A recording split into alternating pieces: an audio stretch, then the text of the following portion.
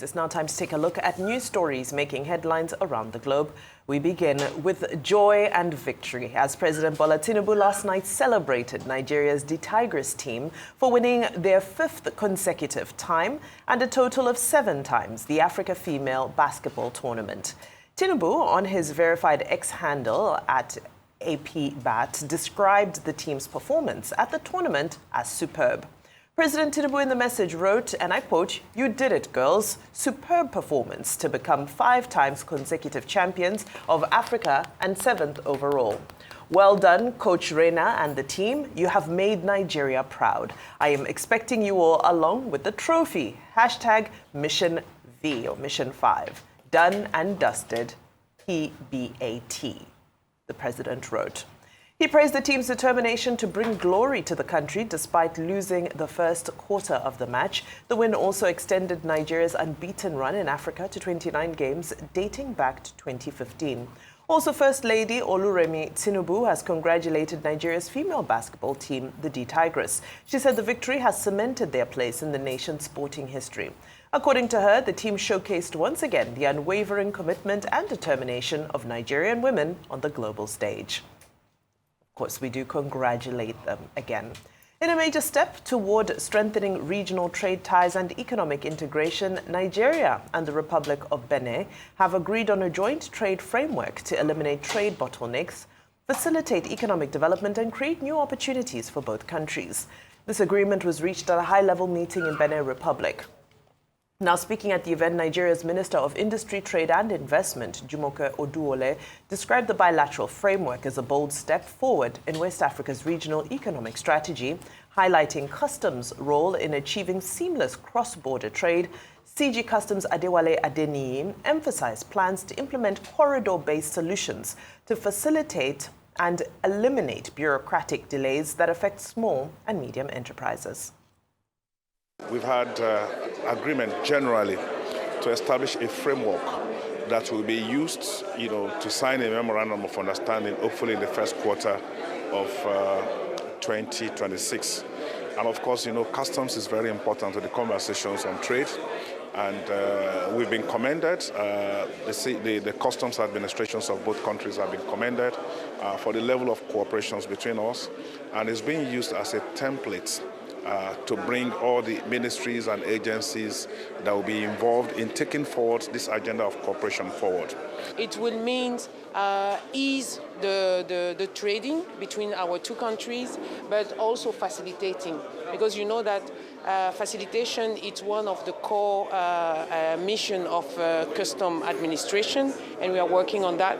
But it will also mean having easing all the process and procedure at the border, but not only, but also in the exchange of goods and also of facilitating people border crossing. The responsibility is a lot on you here, because whatever we say, whatever we sign, comes down to the implementation.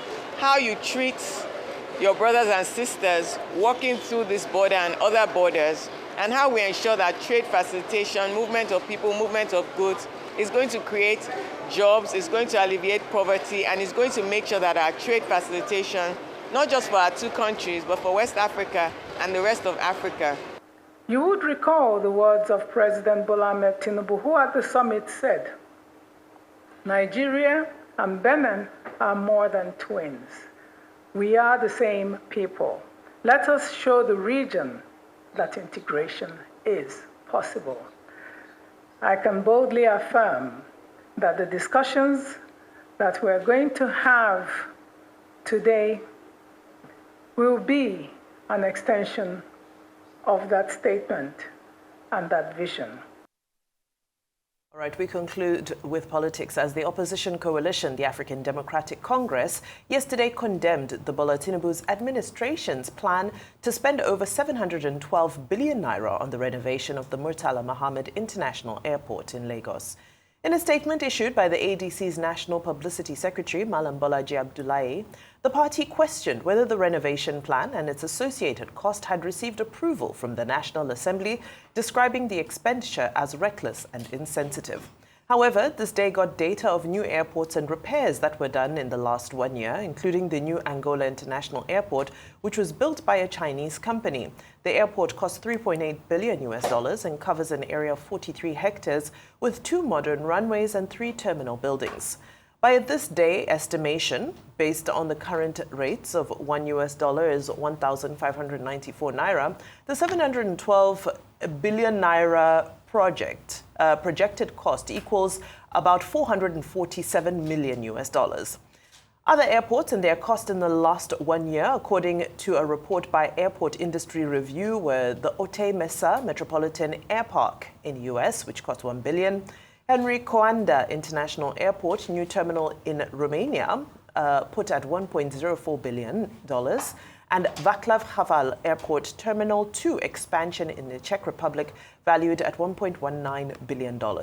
Also, Burbank Bob Hope Airport new terminal in the U.S. cost $1.2 billion. Kaohsiung International Airport new terminals in Taiwan was $1.26 billion. King Abdulaziz International Airport terminal expansion in Saudi Arabia was put at $1.3 billion, while the value of the Sacramento International Airport in the United States was pegged at $1.3 billion.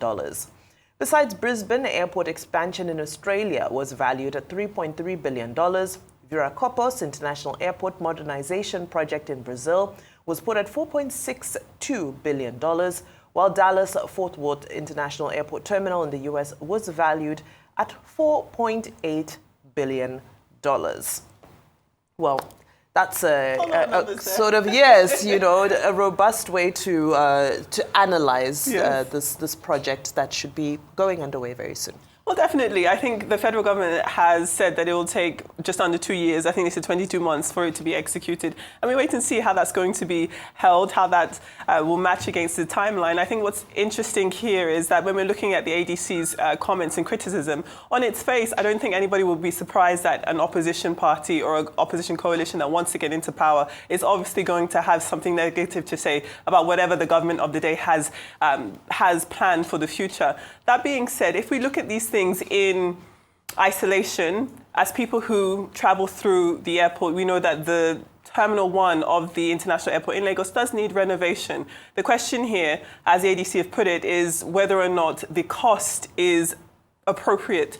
They've used the words wasteful. They've questioned whether or not the National Assembly has approved it. And these are valid questions that need to be asked. I do appreciate the breakdown of different costings all over the world, some on the African continent, some in Asia, some in the Middle East, some in the United States. And it does provide good context because you can see that these things naturally do cost a lot of money, but we also can't get drowned away in the waters because this is the expansion or the renovation, actually. We don't even know if it really constitutes an expansion of one terminal in an already existing airport. And if we're comparing that cost, some 712 billion naira, to the cost of an entire new airport in Angola, which has several terminals, I don't know how fair that is to say, well, you know, Angola spent this much and Nigeria is only spending this much, but the infrastructure is not the same. We're covering different areas, and it seems as though what Lagos is going to be doing with this renovation of one terminal is, in terms of the size, I think it pales in comparison to all of the numbers that we've just listed there. That being said, many people are going to be increasingly welcoming new infrastructural development, especially at an airport that we all use. So as ever, we'll sit back and watch and see what happens. In terms of this trade pact between Nigeria and the Republic of Benin, definitely welcomed. We do know that during the pandemic, there was a lot of conversation about the porousness or the lack thereof of the semi-border between the Republic of Benin and Nigeria, how many people, and we went down to the borders, we spoke to traders on both sides, talked about the difficulties they face when it comes to having legitimate trade or the costings therein. So I think that this type of regional consensus and togetherness is and should be welcomed. I think it's a good thing, especially when we're seeing so much disruption across the West African region, to see Nigeria and the Republic of Benin, neighbors, coming together to facilitate trade in a above-board way. And then finally, a huge congratulations to the Afro basket. winners, the Tigresses of Nigeria. I think it's just a wonderful thing. As somebody who stands at just over 6 feet tall, I'm always asked if I play basketball. Never did play basketball, I did play netball. So I'm very, very, very proud of the ladies who've done such a good job. They've won this tournament 7 times now. This is the 5th time in a row. And it's just another example of the athletic prowess when it comes to Nigerian women in different tournaments on the continent. And we're hoping that we can continue to see this in more international tournaments too. We do know that when the Super Falcons won the African Cup of Nations, the Women's AFCON, they talked about how this isn't the limit of their ambition, that they want to win the World Cup. And we're hoping that one day we will see that, and we will see Nigerians continue to become Olympic champions. But a huge, huge congratulations to the women. I know that their head coach is also a part of the training staff, one of the coaches on the Chicago Sky, which is a women's NBA team, which is also doing very, very well. So it's just a great thing to see, once again, Nigeria leading the pack when it comes to sporting success. Okay, congratulations to Rena Wakama, that's her name. Yes. The lady you were referring to. And her team, the Tigress. They've won 5 times in a row, consecutively, totally 7 times. And they've been champions since 2015. They've won 29 matches non-stop across the board. Now, their key rivals, Mali, were the ones they met here yesterday. And there was a lot of anxiety about Mali because Mali is also ambitious. But at the end of the day, the Rena Wakam team, winning non-stop 29 times in 10 years, were able to beat Mali. Indeed, during the second half, it was 41-41. The Nigerian team had to return to the dressing room. But when they came out, they showed that they are true tigresses. And they were able to beat the Malians with a combination of Emi Okonkwo and Ezine Kalu and Victoria Macaulay, who turned out to be true Amazons. Now, at the end of the day, Emi Okonkwo was given the most valuable player of the tournament award. So they did us proud. Even Sikakone, who is the magical wand that the Malians thought that they had, could not make any difference. Okay, what does this tell us? Nigeria is celebrating. President Tinubu is happy. Mrs. Tinubu is happy. It tells us that Nigerian women, when you give them the opportunity, they achieve. The other day it was Super Falcons. Now it's the Tigress. Okay, can't we just learn the lesson from this and expand the opportunities for women empowerment in Nigeria? Maybe they should take the commanding heights of politics and run this country. Because when you put women in charge, the athletes have shown us that, they are in charge. And they are more patriotic. And, one other lesson over the weekend. We have Emi Okonkwo, we have Ezine Kalu, we have Macaulay. They are different from, what's her name? Bednock. Oh, Kemi Bednock, who is out there, damaging Nigeria's reputation. Well, we are better girls. And we are proud of these better girls. And President Tinubu should make it happen by honoring these girls and by showing that, well, our daughters are doing well and that we are very proud of them because they are Nigerians. They are also abroad. Many of them are everywhere abroad, whether Super Falcons, but they are not condemning their country. They are defending their country. That's my point about that. What's that next subject? About the Republic of Benin. Now, Republic of Benin and Nigeria have both ancestral, historical, cultural, social relations. Now, when President Boni Yayi was president of Republic of Benin, he was President Obasanjo's adopted son. And that relationship got deepened because the Republic of Benin is just next door. President Boni Yayi, even up to the time of President Jonathan, used to say, Republic of Benin is the 37th state of Nigeria. That was the level of the friendship between both countries. So it is, very good, refreshing, and heartening to see that President Bola Tinubu and President Patrice Talon of Republic of Benin are developing that relationship. In fact, President Boni Yayi, in his time, spoke Yoruba.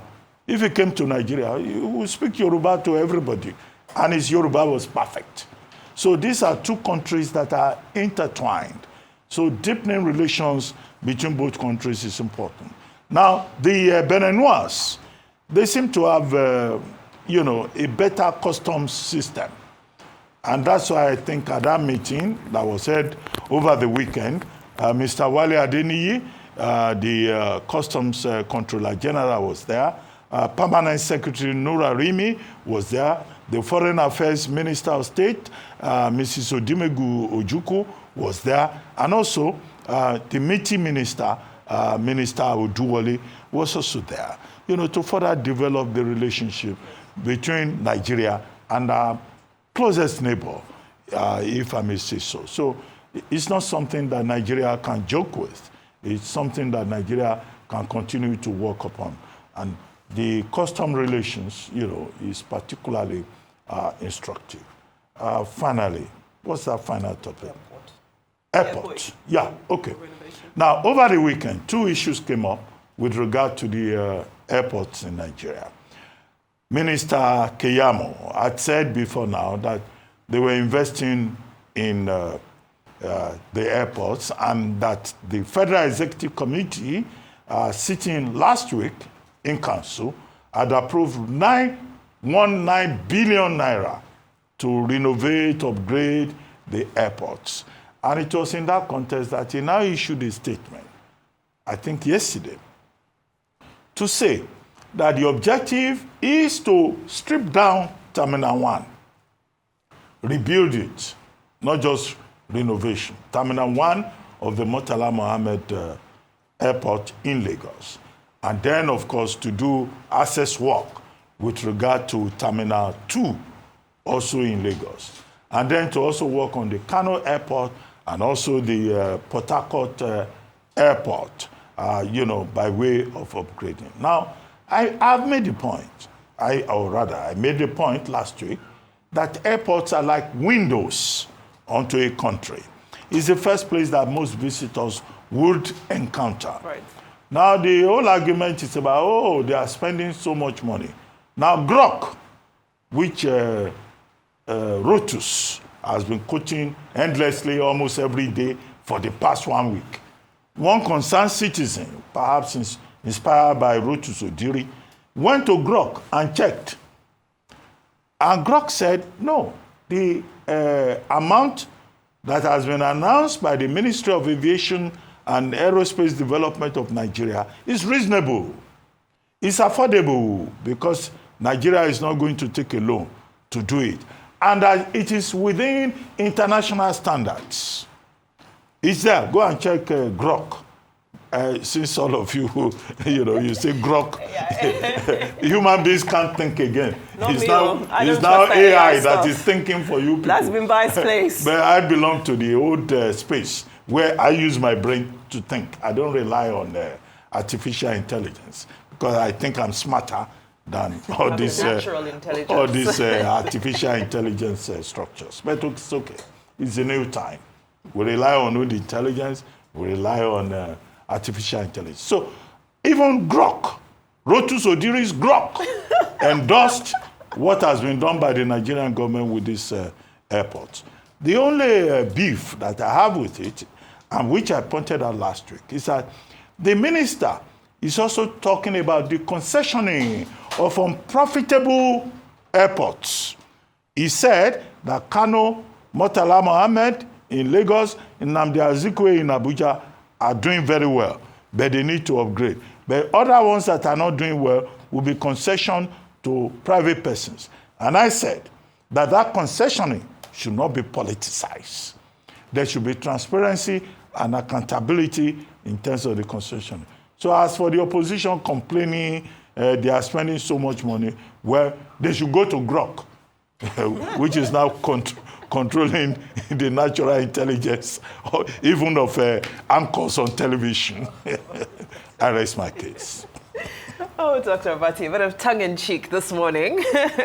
Now, let me continue with the issues around the airport. That, of course, we dissected this last week. And if you remember, in our analysis, we had spoken about how the President Tinubu administration had committed that the funds for this project would come from the Renewed Hope Infrastructure Fund. Now, if you remember, I'd broken down what this infrastructure fund is about. The former president, the late President Buhari, had created his own presidential infrastructure development fund that sat with the National Sovereign Wealth Authority. Now, President Tinubu assessed what was done under that particular fund, and there had been several bottlenecks and challenges to executing projects. So he moved it from the National Sovereign Wealth Fund and put it into the President's office. Now, this is one of the issues that is being raised by the ADC, because they are saying, that, did the National Assembly have oversight over this? And the answer, simple answer to that is no. The National Assembly will not have any oversight or accountability or checks or balances where anything concerning the Renewed Hope Infrastructure Fund is concerned, because it sits with the presidency. I stand to be corrected on that, but the idea is to make it more efficient. However, that efficiency needs to be balanced out with transparency. Having said this, this fund, they say that is funded from public-private partnerships, private capital, and so forth. So many financial models are used with regards to meeting the demands of this infrastructure fund. So again, we continue to ask for further details around how the funding for these new projects, or these new undertakings, if I may call them that, they're not really new projects. These new undertakings, what is the mix of capital and financing that's going to spearhead these projects? I know the minister had mentioned something around, the Minister of Aviation had mentioned something around using subsidy savings. We want to know what those figures look like, because we're still waiting for an audit of what our subsidy savings are looking like. How much is NMPC now paying to the federal account?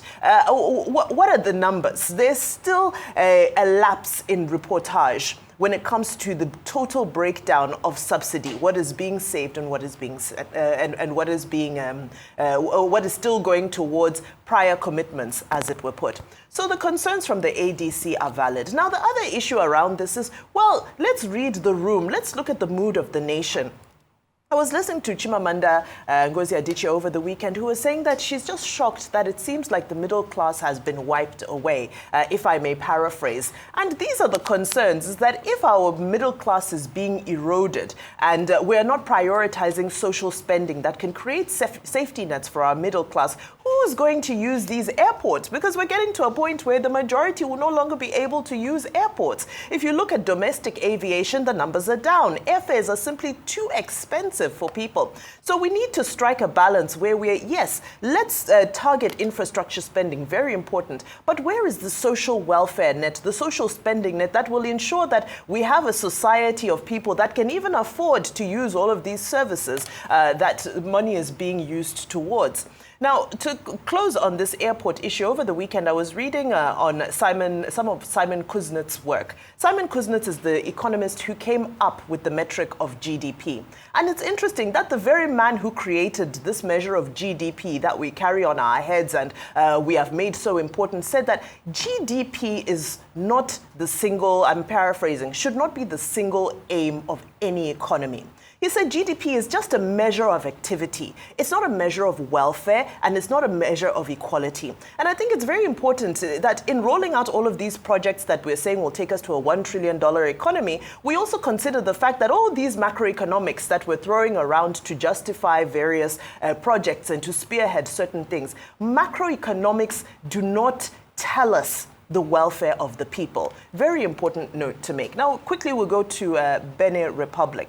Now, on Benin Republic, it's important for us to remember that the Republic of Benin remains our only neighbor who belongs to ECOWAS. This is a very important detail. If you look at some of the developments that have happened with Niger, of course, Chad is not a member of ECOWAS, Cameroon is not ECOWAS. So Benin Republic is the only ECOWAS member state we have as a border to Nigeria. So I think that this is a fantastic development to see that we are moving to strengthen our bilateral ties. And most importantly, we're moving to deal with the age-old issue of the porous borders and our inability to properly monitor and regulate the border activities. Dr. Bati had touched on the history between these nations. If we go further back, you'll remember that the Oyo Empire in those days, pre-19th century, actually went further into Benin than where the border is. And it met with the Dahomey Empire. So you had the Yoruba people and the Fon people. Now, what happened in the 19th century is that the British and the French decided to create these artificial borders. You know, I always speak about the artificial borders that were created that have caused so much tension between our people. And so the borders that were created because the French said they needed access to water, the British said that they needed to protect their Lagos base. A border was created to serve those colonial interests at that time. Now, that now transcends into modern times, contemporary times, where we see that there are issues around the porous nature of the border, very similar to what we see in Niger, because these are the same people that are separated by a border. But that we can move to see that our ECOWAS member state border nation and our neighbor who we have those historic ties with, that we can come together and see how trade, because trade predominantly, you'll find that legitimate trade from Nigeria flows in one direction, and the trade from Benin, although the figure is very small, is usually classified under smuggling. So important for those economic activities to be well regulated. And then last but certainly not least are the Tigers, who are making us so proud. Consistency for me is the biggest takeaway from our women, whether it be Super Falcons, whether it be Tigers. It's a story of consistency and being able to always show up and deliver. What I particularly like about the story around the Tigers is if you see their kit has like an A logo on it. Their kit is also sponsored by a Nigerian company. So you see what happens when our ecosystem comes together and Nigerian companies that produce all this athletics wear. This is called Afro Sports, owned by Ugo Udezue. And he has taken it upon himself to power the dreams of the Tigers. So if we can see more of these companies coming up, we've been talking about getting productive, our textile industries and so forth, more of them sponsoring our Super Eagles, our Super Falcons and so forth, we can develop so many other sectors of our economy. So congratulations to them. We'll be waiting for the presidential implications on their behalf. Madam, yes. Before we go, yes, they too deserve $100,000. Yes, presidential and 3-bedroom flat and OON. Yes. Please, do we all agree? Yes, we agree. President Tinubu is listening. The eyes have it. Yeah.